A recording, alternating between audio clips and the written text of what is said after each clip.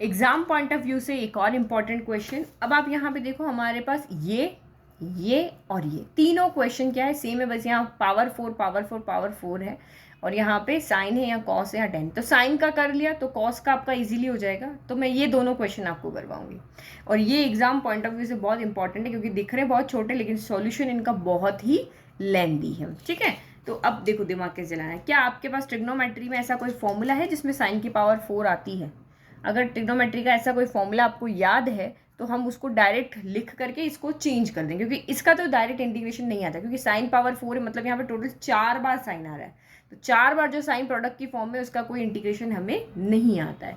और मैं अगर यहाँ पे देख रही हूँ कि यहाँ पे साइन की पावर 4 आए ऐसा कोई फॉर्मूला नहीं, क्यूब आए वैसा फॉर्मूला है 3 थीटा वाला, बट 4 आए ऐसा कोई फॉर्मूला नहीं है। तो हमें इस क्वेश्चन को थोड़ा सा चेंज करना पड़ेगा।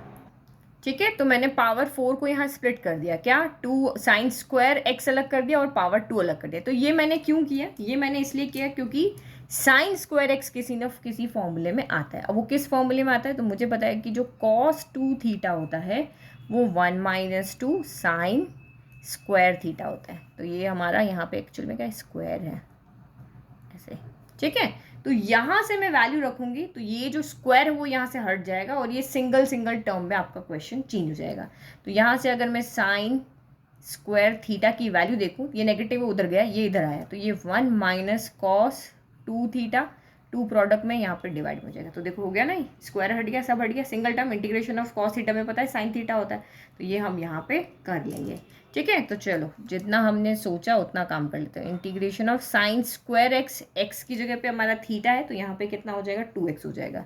तो 1 - कॉस 2x बाय 2, अभी हमारे पास होल स्क्वायर और है dx। तो पहले होल स्क्वायर को सोल्व करें, ये नीचे का 2 स्क्वायर में जाएगा तो 1/4 हो जाएगा, तो ये 1/4 को मैंने बाहर ले लिया। यहाँ क्या बच गया 1 - कॉस 2x का होल स्क्वायर और dx बच गया। अभी होल स्क्वायर तो नहीं आता, होल स्क्वायर तो सॉल्व करना ही पड़ेगा, a - b का होल स्क्वायर खोलना ही पड़ेगा, नहीं तो कैसे हम इसको इंटीग्रेट करेंगे। चलो इसको खोलते हैं फिर।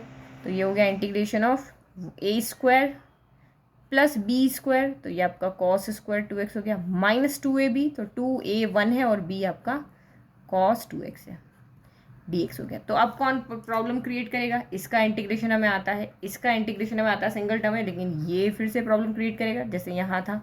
तो हमें फिर से यहाँ पे क्या करना पड़ेगा? फॉर्मूला लगाना पड़ेगा। अब फॉर्मूला हम कौन सा लेकर आएंगे?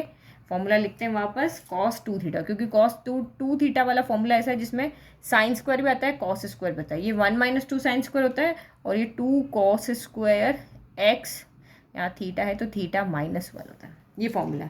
1 - 2 साइन स्क्वायर थीटा होता है या 2 कॉस स्क्वायर थीटा -1 होता है। तो यहाँ से हम कॉस स्क्वायर थीटा की वैल्यू निकालें, -1 उधर जाएगा, तो cos square theta equal to cos 2 theta plus 1/2, ये वाला फॉर्मूला हमें लगाना है। ठीक है, जो प्रॉब्लम क्रिएट कर रहा है बस उसी में फॉर्मूला लगा दो। तो ये आपका यहाँ पे क्या हो गया 1/4 इंटीग्रेशन ऑफ, ये 1 है, ये प्लस है, ये कॉस 2 थीटा की जगह 2 कॉस स्क्वायर थीटा, ये स्क्वायर है। ठीक है, तो कॉस स्क्वायर एक्स -1 आपका यहाँ पे 2 हो गया। नो नो नो, स्क्वायर तो हटाया हमने, 2 थीटा आएगा ना, यस एक सेकेंड को, थीटा है बट हमारा तो यहाँ 2x है, तो हम यहाँ पे 2 थीटा करेंगे तो ये तो 4 हो जाएगा, यानी कि यहाँ पे हमारा 2 नहीं आएगा 4 आएगा, क्योंकि वो देखो ये सिंगल है तो ये डबल है। अब हम यहाँ पे पहले से ही डबल रख रहे हैं, थीटा की जगह 2x रख रहे हैं, तो ये थीटा की जगह 2x रखोगे तो 2 × 2 4x हो जाएगा। तो cos 4x -1/2 हो गया, फिर माइनस का 2 cos 2x हो गया और ये dx हो गया। चलो अब हमारे पास सारा कुछ सॉल्व हो चुका है। 1/4 इंटीग्रेशन, इसको हम 1 और ये dx हो गया।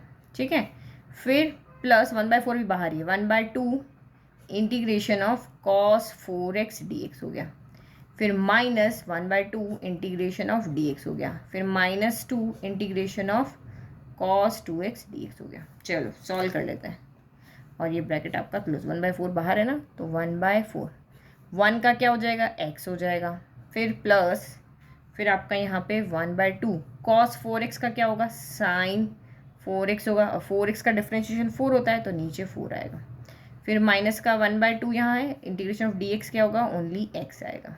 ठीक है, फिर माइनस का 2, cos 2x का इंटीग्रेशन क्या होगा, तो sin 2x होगा, और 2x का डिफरेंशियल 2, तो नीचे 2 आ जाएगा, प्लस आपका c। बस हो गया सॉल्व। अब हमें सिर्फ इसमें क्या करना है, ओनली इसको सॉल्व करना है।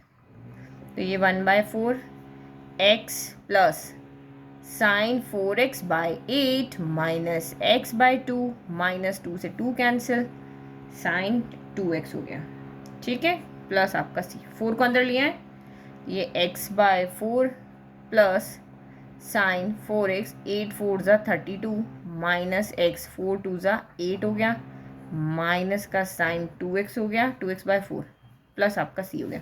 ये दोनों आपस में सॉल्व हो जाएंगे, तो इनको सॉल्व कर दें। देखो एलसीएम क्या होगा, 8 हो जाएगा, तो यहाँ 2 आ जाएगा, 4 के टेबल में 2 टाइम आता है, तो 2x प्लस 2x माइन एक सेकंड होगा, साइन का गड़बड़ कैसे हो रहा है, हाँ गड़बड़ तो यहीं से हो गया ना, कि हमने प्लस था और यहाँ माइनस लिख दिया, हमारे फॉर्मूले में तो यहाँ प्लस था, हमने माइनस लिख दिया यहाँ पे, तो ये गड़बड़ हो गया। अब ये प्लस है, तो यहाँ भी प्लस होगा, यहाँ भी प्लस होगा, यहाँ भी प्लस होगा, यहाँ भी प्लस होगा, तो ये 4 3x/32, 3x/ कितना होगा, 8 होगा। इतना तो आप सॉल्व कर लोगे, x/4 प्लस x/8 कितना होगा, एलसीएम लोगे तो ऊपर 2 आ जाएगा, 2x प्लस x 3x/8 हो गया। फिर plus sine 4x/32 minus sine 2x/4 plus c, this is your answer, ठीक है। तो साइन 4x हमने किया, साइन cos 4x वो इसी के सिमिलर है, आप उसको प्रैक्टिस करना, मैं 10 वाला करवाऊंगी आपको।